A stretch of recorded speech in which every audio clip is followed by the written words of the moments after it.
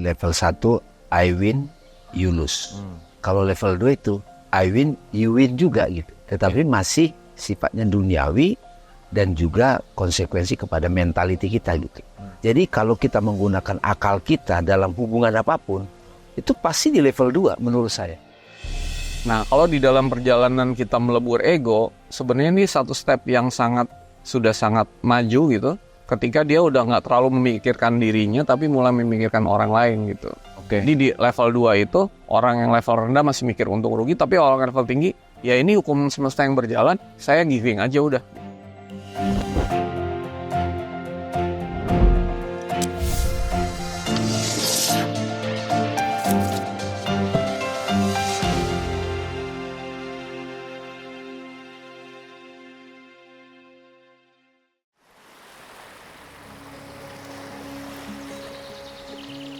Assalamualaikum, selamat datang di Tiga Fakir, nggak tahu apa-apa, nggak bisa apa-apa, dan bukan siapa-siapa. Masih bersama saya Abu, Dame, dan Sony. Oke, masih di edisi liburan tapi konten. Masih di Bali dengan suasana outdoor yang sejuk-sejuk, anget ya, lumayan anget. Dan kita masih tetap terus menyelami tentang 7 lapisan relationship. Nah, kita udah bahas yang satu gitu ya, bahwa pokoknya gimana caranya aku untung, gimana caranya cuan, gimana caranya yang lain mau rugi, mau gimana pun menderita, nggak penting. Nah, kita naik satu level berikutnya. Di sini sudah mulai ada relationship, kalau panah itu udah mulai ada 2 arah gitu, antara aku dan keberadaan, aku dengan others atau another existence gitu ya, atau makhluk apapun itu penamaannya. Tetapi di sini sudah satu level naik dari bukan hanya menguntungkan buatku, tapi satu level panahnya udah ada di 2 arah. Gimana Mas Sony? Ya, makasih Kang Abu, Bang Dame. Jadi hubungan itu artinya apa sih? Relationship itu antara saya dan apapun di luar saya kan. Namanya hubungan gitu. Terjadi sebuah interaksi. Bisa satu arah, bisa 2 arah kan interaksi itu kan. Nah, jadi kenapa orang berhubungan biasanya macam-macam kan dasarnya. Kalau di teori hubungan itu karena kekuasaan, karena kepentingan, karena apapun gitu ya. Terjadilah suatu hubungan. Di level 1 kemarin kita bahas bahwa segala sesuatu di luar saya, apa sih untungnya buat saya gitu. Jadi satu arah dari luar, untungnya buat saya apa. Sehingga kalau bahasanya bisa dibilang semesta atau di luar saya itu harus melebur ke dalam keinginan saya, kemauan saya, kepentingan saya, cita-cita saya, standar saya, kriteria saya, pokoknya saya gitu. Center of focus centernya itu ada di saya gitu. Di ego saya gitu. Nah, begitu kita udah mulai naik kesadaran spiritual yang kita masuk ke level 2 ini, saya itu udah merasa bahwa ternyata memberikan sesuatu kepada di luar saya itu juga menguntungkan saya gitu. Secara batin gitu. Kok saya waktu memberi orang lain, kok saya rasanya happy ya gitu. Kok saya waktu bersedekah ada rasa bahagia ya. Kok ada orang kesusahan saya tolong, kok saya ada rasa happy gitu. Kok saya merawat binatang peliharaan, anjing, mau kucing, mau apa itu ya, itu membuat saya tuh bahagia gitu. Jadi orang tua, kok saya justru memberi kepada anak nggak mengharapkan kembali, justru itu membuat kebahagiaan ya gitu misalnya. Dan sebagainya. Jadi kesadaran itu sudah timbul di mana ternyata berbuat baik, memberi, bermanfaat buat orang lain, dan melepas kepentingan kita kadang-kadang untuk orang lain gitu, itu manfaatnya besar gitu buat saya. Justru lebih besar ketika dibandingin waktu saya mendapatkan gitu. Giving itu sesuatu yang jadinya menjadi kebiasaan lama-lama, jadi karakter gitu. Kok saya kalau hari ini nggak ngasih orang, rasanya ada yang kurang gitu. Nah, hubungan ini nih udah lebih tinggi gitu. Jadi hubungannya tuh kalau tadinya win and lose, ini win-win gitu. Saling, saya juga mengambil manfaat, tapi di satu sisi, di sisi lain saya memberi manfaat. Udah timbal balik gitu kira-kira. Nah, rata-rata hubungan orang ada di level 2 ini. Ini bisa disebut pamrih nggak sih Mas? Iya, pamrih kan? Pamrih. Iya kan? Jadi kalau saya kasih, saya dapat apa? Gitu. Itu juga begitu. Masih mikirin pahala gitu misalnya. Ke Tuhan kan juga gitu ya. Iya. Iya kan? Iya. Jadi ada hubungan timbal balik 2 arah. Di level yang rendah, ketika orang itu saya kasih 10, dapatnya berapa gitu. Wah, disebut hubungan yang menguntungkan. karena saya masih untung, tetap aja untung rugi kan. Misalnya saya modalnya 8 dapat 10 gitu. Tapi begitu timbal baliknya saya modalnya 10 dapat 8, saya sebut rugi gitu hubungannya. Masih aja ada untung ruginya sebenarnya, tapi istilah kalau di akuntansi itu neracanya udah mulai balance gitu. Oke, neracanya mulai balance ya. Oke. Iya, jadi dia masih tetap berpikir win-win, tapi udah mulai ada pemberian. Nah, kalau di dalam perjalanan kita melebur ego, sebenarnya ini satu step yang sudah sangat maju gitu. Ketika dia udah nggak terlalu memikirkan dirinya, tapi mulai memikirkan orang lain gitu. Nanti lama-lama dia ngelihatnya bukan dari neraca untung ruginya, tetapi dari ya udah saya kasih aja ke orang. Dan hukum semesta kan juga berjalan tabur tuai. Kalau saya kasih ke A, bukan berarti balasannya harus dari A gitu. Jadi saya kasih aja ke semua orang. Nanti balasannya dari arah yang nggak disangka-sangka, dari tempat lain. Tapi hukum Tauratnya kan jalan. Gitu. Jadi di level 2 itu, orang yang level rendah masih mikir untung rugi. Tapi orang yang level tinggi, ya ini hukum semesta yang berjalan, saya giving aja udah. Gitu. Nanti dari tempat yang kalau di 65 ayat 3 kan dibilang, dari arah yang nggak disangka-sangka. Atau dari itu rezeki itu turun dari langit gitu. Dari orang lebih tinggi dan sebagainya gitu. Jadi dia hanya mikirin aku give and give gitu. Oke. Meskipun di sini ada satu poin di mana masih ada ngarep gitu ya. Masih ada ngarep, masih ada pamrih gitu. Ya. Thank you Mas Sony. Gimana nih Bang Damai perspektif level 2 nih? Saya tadi membayangkan ini orang yang sudah mulai mendahulukan orang lain juga, tapi untuk ujung-ujungnya buat keuntungan dirinya gitu. Jadi dia sudah mulai mendahulukan orang lain. Dia sudah mulai, kalau dalam bahasa komunikasi yang saya pelajari dulu, dengarkan orang lain dulu gitu loh. Untuk bisa tahu apa yang dia butuh gitu. Jadi sudah mulai, egonya udah jinak lah. Tapi ujung-ujungnya dia tetap gimana supaya... Buat untung aku. Iya, cuman kan kemarin disampaikan kan ini sejajar, horizontal. Belum ada hikmah yang dipelajari dari sini. Belum ada hubungan yang transendental di sini. Jadi ini tipe orang yang orang baik gitu. Dia apakah bertuhan atau tidak, ya dia jalankan ini, dia sudah di level 2. Tidak mau repot gitu loh, tidak mau menciptakan konflik-konflik gitu kalau menurut saya. Jadi kan konflik itu terjadi karena nomor kesadaran 1 ketemu kesadaran 1. Itu konflik. Kalau di level 2 itu sebetulnya relatif sudah terkelola konfliknya. Sudah bisa manajemen konflik gitu loh. Iya kan? Seringkali dia berbuat baik berdasarkan naluri. Iya. Bukan berdasarkan kesadaran yang dia dapat dari... Oke. Banyak kan orang baik yang seperti itu. Iya. Rasionalitas lah. Jadi kan suka kita bilang tuh, orang di sana itu bukan orang beragama, tapi kok Islami banget. Iya, karena dia tahu ke level ini. Jadi misalnya dia kalau seorang CEO, dia akan memberi manfaat buat orang lain, saat yang sama itu kan memberi manfaat buat dirinya. Tapi sama sekali tidak ada kaitannya apakah saya bertuhan atau tidak gitu. Belum ke situ. Ya mungkin maaf ya, ini dia berbuat baik misalkan gara-gara terpaksa dalil gitu misalnya. Bisa nggak begitu sih? Ya, bisa kan aja. kata ini harus berbuat baik, ya udah Bisa aja. gitu ya kira-kira. Oke. Nah, mungkin aku ke Mas Sony dulu nih. Ini terpercik ada pertanyaan gini Mas Sony. Kan dia mau berbuat baik berdasarkan dalil, berdasarkan kesadaran, tetap dia keluar kan. Secara hukum dia dapat juga. Jadi bisa nggak sih sebenarnya orang ini kayak secara materi karena dia berbuat baik, tapi dalam tanda petik tetap aja tuh dia tidak ada hubungan sama transendental ketuhanan gitu. Tapi dia tetap dialirkan sama semesta dengan kekayaan-kekayaan gitu. Gimana tuh Mas? Bisa. Jadi itu namanya hukum semesta kan berjalan bagi semua. Cuman di dalam hukum semesta, hukum 20, kalau teman-teman nanti nonton lagi di hukum Taurat, ada hukum namanya relativitas. Jadi semua tuh serba relatif. Bukan berarti orang kaya yang memberi banyak, tapi karena naluri dibandingkan memberi karena kesadaran, apalagi nanti ada di level-level lebih tinggi, itu karmanya beda gitu. Oke. Tapi tetap dapat. Tetap ya. Tetap dapat manfaat. Gitu. Iya. Kalau orang misalnya pamrih, misalnya sebagai contoh, ada orang memberi tapi berharap dia milih gue gitu kan. Kalau pas pilek apa batuk gitu kan. Jadi dia bisa dapat tetap. Tapi dia akan secara hukum relativitas berbeda dengan orang yang memberi dengan kesadaran yang lebih tinggi. Tapi mungkin ya kalau dalam perspektif ini masih ada tekanan-tekanan ekspektasi yang nggak bisa lepas kali ya. Iya. Bisa jadi gitu ya maksudnya? Karena ya egonya masih tebel kan. Oke. Jadi memberi, berharap untuk dapat kembali kan. Tapi dia udah paling nggak merasakan manfaat gitu dibanding yang level 1. Jadi orangnya tuh nggak toksik amat lah gitu ya, nggak eksploitatif, abusive, tapi udah mulai giving. Ya.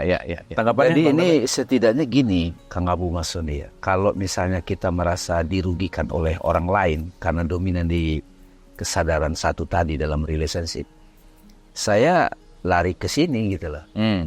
Gue masih ada untung kok dengan hubungan ini gitu. Jadi terus terang dulu ada satu masa saya memakai juga cara pandang ini. Ya kan ketika misalnya saya dirugikan orang, saya cari di dalam diri saya, di dalam pikiran saya masih ada manfaat juga buat dia. Dan pada saat yang sama saya tetap memberikan benefit ke dia gitu.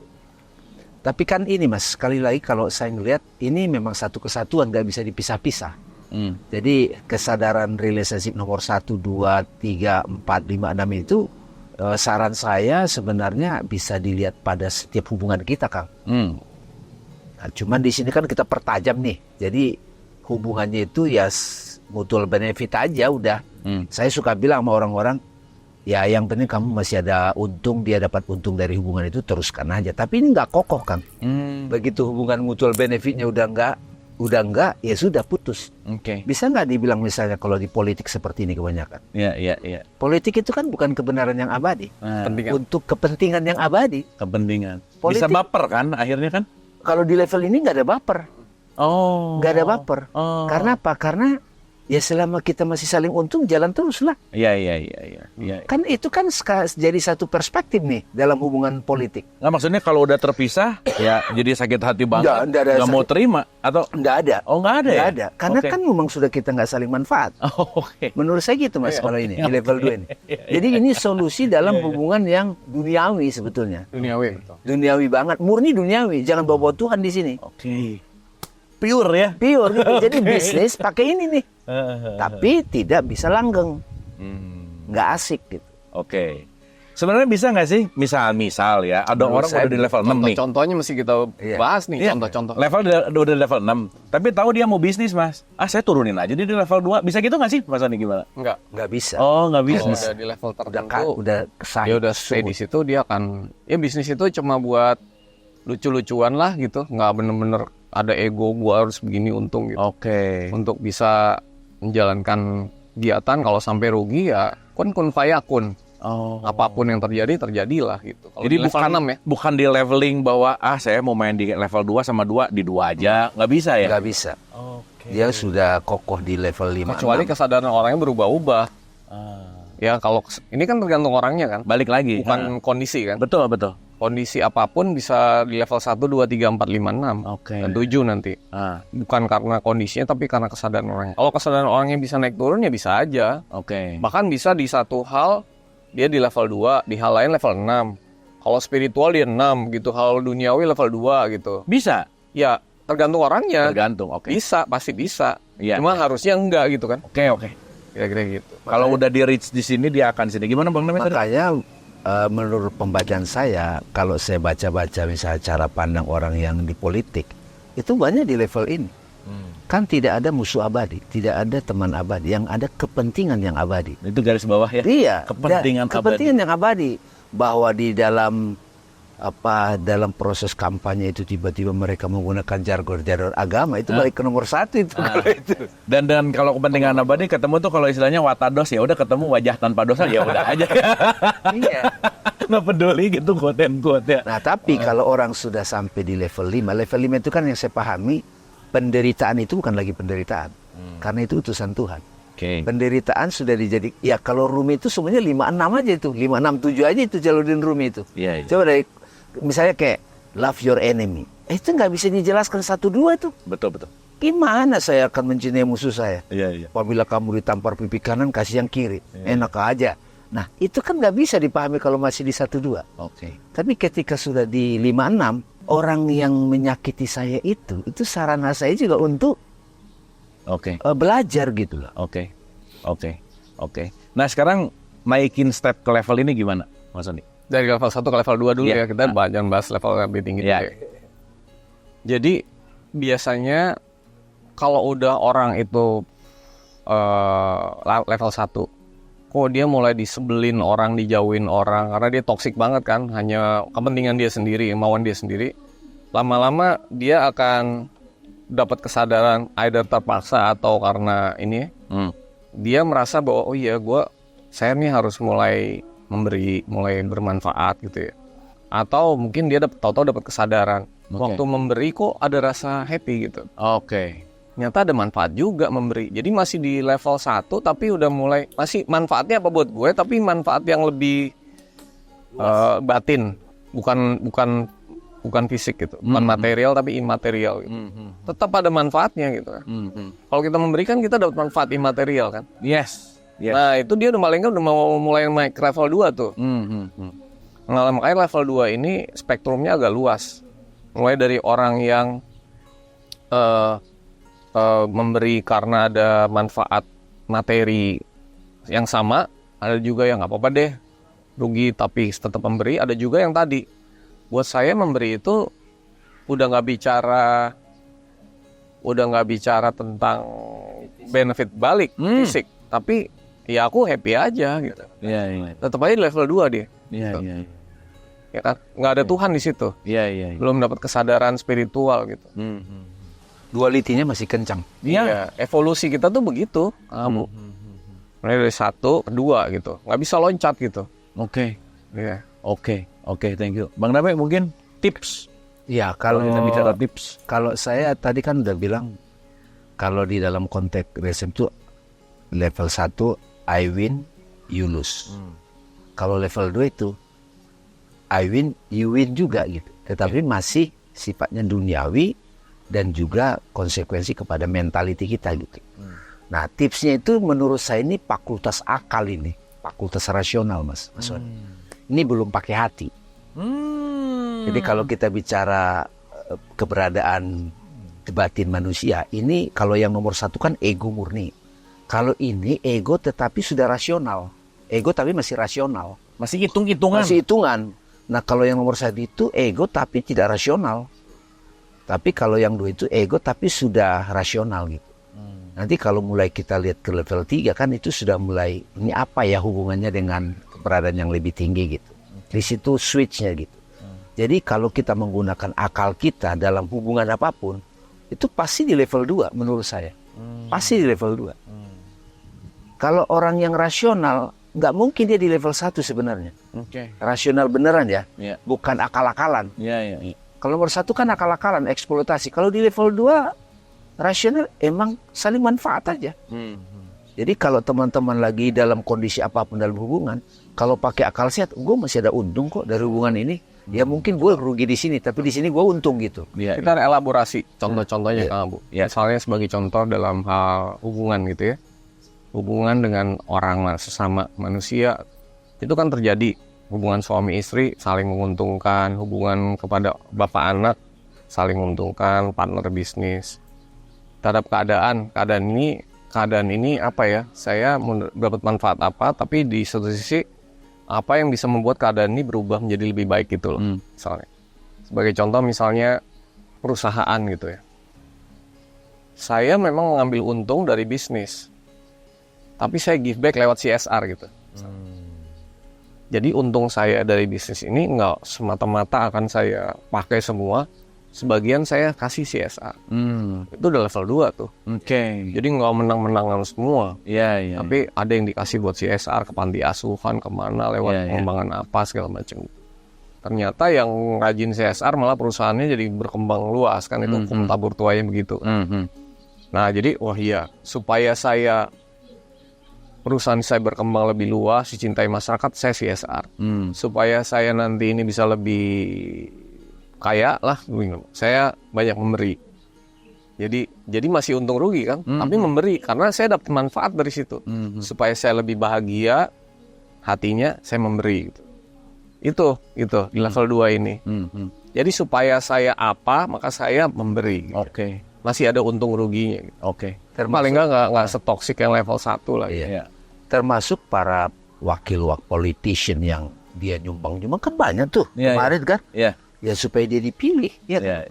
bukan beneran mau sedekah gitu misalnya kan gitu. Tapi jadi keingetan kan juga ada dengan cara sedekah menarik kaya Bang Dame. Iya. Ya kan? Ayo. Menurut saya di level 2 nih. Iya kan? Iya. Sedekah ini dapat ini, sedekah ini dapat Iya. ini kan ada ya. Iya. Itu di sini Di level soalnya 2. masih ada ya balik lagi. Iya. Untung buat saya apa gitu ya. Iya.